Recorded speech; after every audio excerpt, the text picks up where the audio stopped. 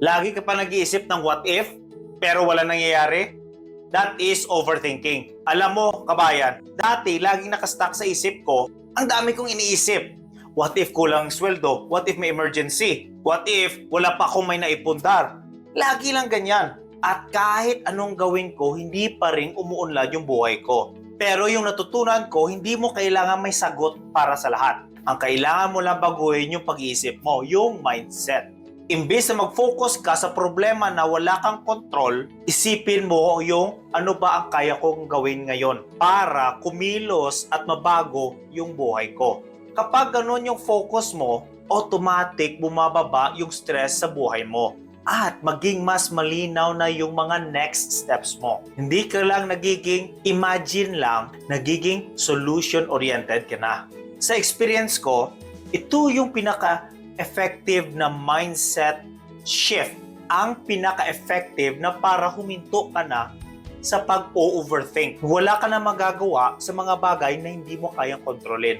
Pag-focus ka na lang sa positive na kaya mo gawa ng solusyon ngayon at may hawak ka. Kapag may plano ka sa investments mo, kahit maliit lang, pero nakafocus ka sa kaya mong gawin habang nagtatrabaho ka dito sa Canada. Habang nagwo-work yung real estate investments mo, habang nagtatrabaho yung sahod mo, yung oras mo sa trabaho, kumikita na rin yung investments mo. Mag-subscribe ka, kabayan, para sabay natin baguhin yung pag-iisip mo from being an employee at overthinking papuntang financial freedom. Mag-subscribe ka. Let's share this. Stress ka ba sa future mo na wala ka pang control? Dati lagi kong iniisip yung mga bagay na wala akong control. Bumabagsak yung ekonomiya, yung politics, no? Mahal ang gasolina. Wala akong lahat control doon. Pero yung may control ko, yung sarili ko, yung kayod ko, yung oras ko, at yung mga plano ko, ako yung may hawak nun. Hanggat na mapapagod ka lang sa pag-iisip, wala pa rin nangyayari. Pero yung natutunan ko nga is mag-focus ka lang sa kaya mong kontrolin. Bilang isang OFW, hindi mo kayang baguhin yung direksyon ng ekonomiya, yung direksyon ng politics, pero makokontrol mo yung overtime mo, yung savings mo, yung delayed gratifications mo, yung investments mo. Yun ang mga bagay na dapat mo mai-focus para mabago yung buhay mo, hindi yung mga bagay na hindi mo kayang kontrolin. Kapag nakafocus ka sa mga bagay na kaya mong kontrolin, mas mabilis kang umunlad sa buhay. Hindi ka nag-overthink. Hindi ka lang palaging namumroblema nang hindi pa dumarating na mga problema, pero nagiging proactive ka. In the same way sa real estate. Ang lahat ng aspeto sa real estate controlled mo. Yung maintenance, yung tenants, sinong kunin mo na contractor, lahat na bagay na yun, ikaw may hawak.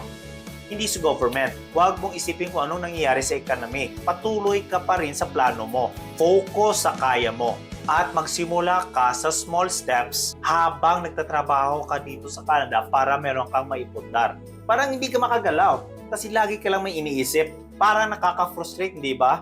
Feeling stuck ka lang. Marami kang ang iniisip pero walang ginagawa. Hanggat na na-realize ko pala na ang action always beats thoughts. Kahit maliit na hakbang lang, mas epektibo kumpara sa puro isip lang. Sa experience ko, ang unang hakbang lang, mag-allocate ng budget para sa future property, mag-research online, sobrang na makakatulong para ma-clear yung isip mo, mag-build ng momentum. Kapag kumilos ka kahit maliit, nagiging solution-oriented ka. Nagkakaroon ka ng self-confidence at unti-unti nababawasan yung mental stress mo. Even small actions equals to momentum. Habang nagtatrabaho ka sa Canada, bawat hakbang sa investments builds your path to financial freedom. Overthinking disappears once magsimula ka na. Laging delayed ang decision mo dahil iniisip mo pa ang lahat ng posibleng outcome. Isa sa mga dahilan ng overthinking ay endless delaying. Lagi mong iniisip ang lahat ng posibleng senaryo hanggat hindi ka na makakilos. Dati, ganon din ako sa rental property decisions namin. Iniisip ko na kung ready na ba ako financially, kung may magandang tenants.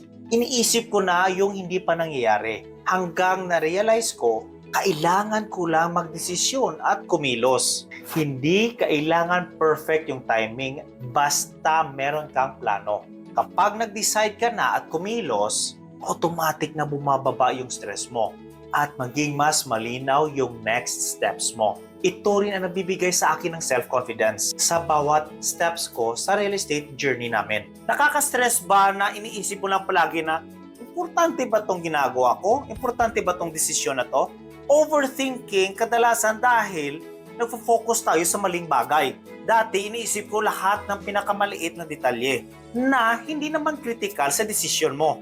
Lahat iniisip ko. Doon na pumapasok yung stress. Pero yung natutunan ko, baguhin yung perspective mo. Imbes na stress yung lahat, tanungin mo yung sarili. Ano ba ang pinakamahalagang desisyon na dapat kong gawin ngayon para maiabante ko yung plano ko? Ang bagay na makapag-move forward sa iyo sa mga strategies mo, sa plano mo, at sa decisions mo. Kapag ganun ang focus mo, hindi ka na mai-stress. Mabilis yung decision mo. Magiging efficient ka, magiging confident ka na ngayon.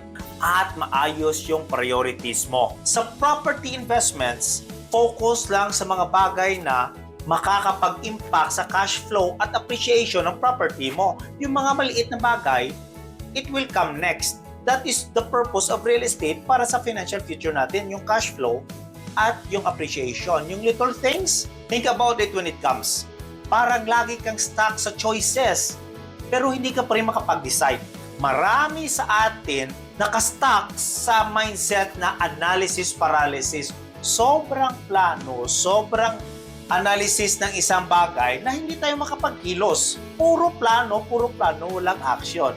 Dapat perfect lahat bago magsimula. Mas importante yung magsimula.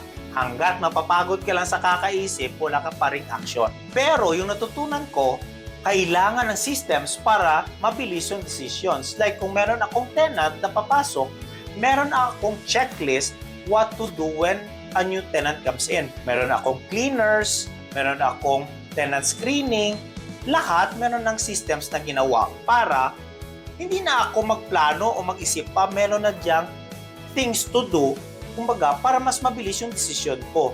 Nagiging confident na ako at nagiging proactive ako sa mga plano ko. Overthinking ends when kumilos ka. Successful people always act first then reflect later. Dati gano'n rin ako, puro plano, walang action. Pero nung nabili ko na yung first property namin, biglang nag-clear lahat ng plano ko. Nakita ko na yung goals ko, ano bang dapat gawin ko sa buhay para maabot ko yung financial freedom na gusto ko. Nagiging confident na ako na wala na yung stress. Nabilis na yung mga decisions ko. Ngayon, bawat steps na ginagawa ko, nagre-reflect ako. Tama ba yung ginagawa ko? Nagpapaabante ba to sa hakbang ko sa mga plano ko? Kasi yung each steps na ginagawa mo, it will create momentum para sa mga plano mo. Doon nawawala yung stress at nawawala yung overthinking. Real estate rewards action. Move first, analyze later. Habang kumikilos ka, kumikilos din ang progress. Nawawala yung mental stress. Nagiging confident ka na ngayon sa mga plano mo. Subscribe ka, kabayan.